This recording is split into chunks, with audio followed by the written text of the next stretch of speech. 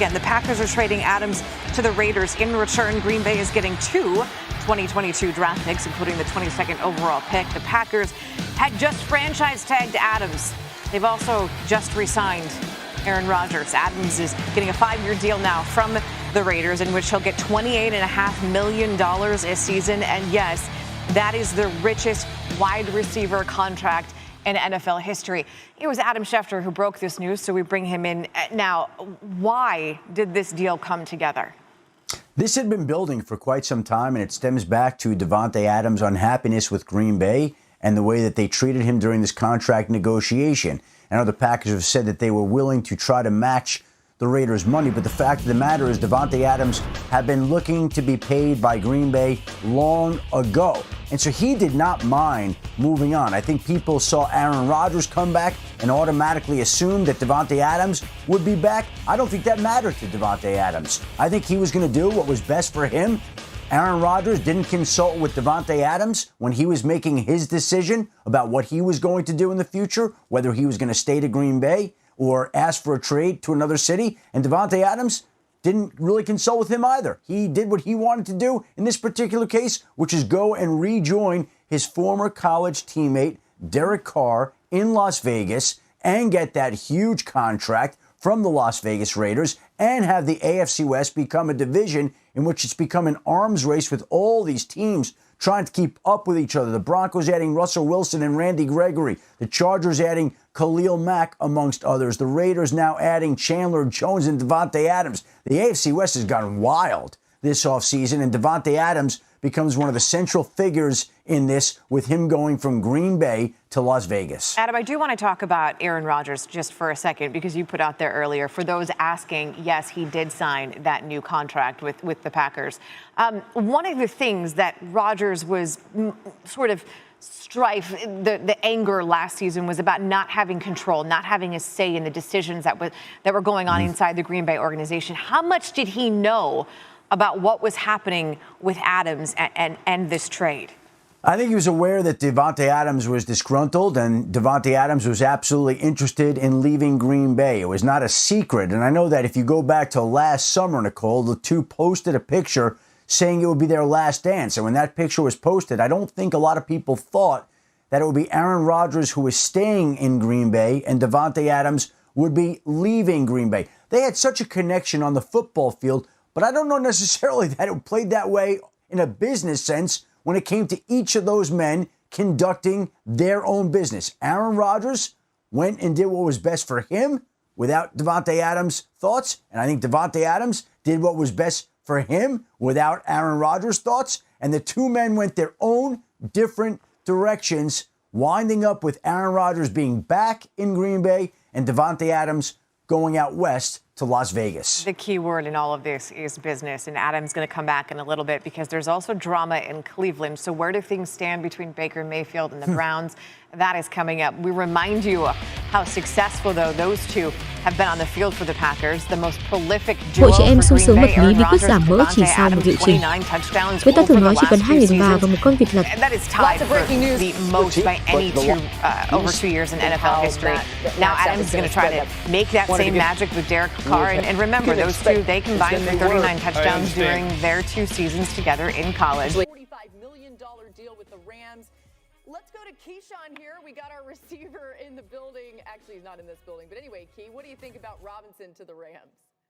I think it's a good move. I actually thought that the Indianapolis Colts would be a better move, but now that I see exactly what the Rams are trying to do with Les Snead and Sean McVay, he becomes an expensive insurance policy because the two guys, as Adam mentioned, OBJ, they got money. They want to sign him. They still got money to sign him. Robert Woods is already under contract. Both those guys have ACL issues, so you don't know when they're going to come back. Then when you look at Cooper Kupp's already in line, Van Jefferson's in line. Where will Van Jefferson be a year from now? Will he be on the move as well? So you're kind of securing the situation. I think it's a good move for Allen. I mean, he had 2 productive years in 19 and 20 in Chicago, over 1,000 yards, so we know he can play. Last year was last year. It was a quarterback carousel going on in Chicago, but I'm happy for him. He landed on his feet in a good situation with the Rams. I think it's an incredible move for the team and a player. Yes. I mean, Key, you said productive years in 19 and 20. He had 100 catches in each of those seasons. Well, 98 Well, and yeah, 102. I mean, that's pretty darn he good. compared to High last year. standards. Come on, Key, pretty darn good. I think the He reality had great is this. years, Pro Bowl years. Right. I think the reality is this. The Rams are banking on two of their receivers coming off of ACL surgery. Both Robert Woods and Odell Beckham are going to be coming off of that knee injury. So it not only gives them, the security that if those guys start slow or potentially, God forbid, don't get back to what they want, but also if they do get back, you're talking about an offense with Cooper Kupp, Robert Woods, Odell Beckham Jr., Cam Akers, now Allen Robinson, Van Jefferson. Tyler Higbee, and Van Jefferson. I mean, it is another Super Bowl run. You said Odell Beckham Jr. He's not on the team. Adam has said that they've left room for him. There's money for him. But what do you think about OBJ and maybe just knowing him a little bit as a guy, how he may feel about seeing this signing? Well, I think the one thing that he felt like he showed last year was that he could still be extremely productive and also that he could fit into any locker room or any wide receiver room. But he's going to want the football. Yeah. They started to find ways to get him the football, especially down the stretch and in the playoffs. But now you add a guy like Allen Robinson, you're adding a guy who's been a number one. And let's really think about it. He was the number one with Blake Bortles.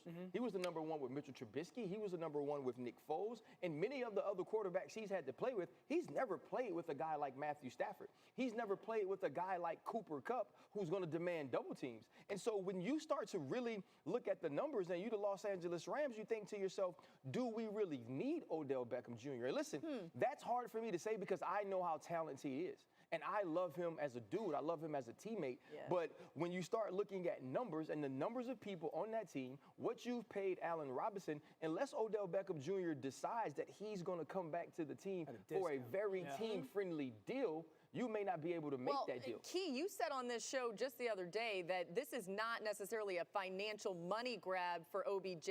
He just may want to stay with the Rams because he likes the team. Yeah, and what I was going to say, because Ryan was there, and, Ryan is saying, like, what would they need him for? It's not about the production on the field as much as it is also they like him. Yes. He is a locker room presence. They really enjoy being around him. He is nothing close to what people wanted him to be, as you know, Ryan, in New York, as well as the end in Cleveland. And I think when you look at a guy like OBJ, you reward him for that. He came in there, he balled out, he helped them win a Super Bowl. They don't forget that. And I think that is something that comes with OBJ. Yes, they can utilize him when he gets back healthy because, again, where's Van Jefferson going to be? And what about Robert Woods? Where's that knee going to be? So OBJ at some point in time will get back on the field, and I think it'll be a plus for the Rams to have all of them.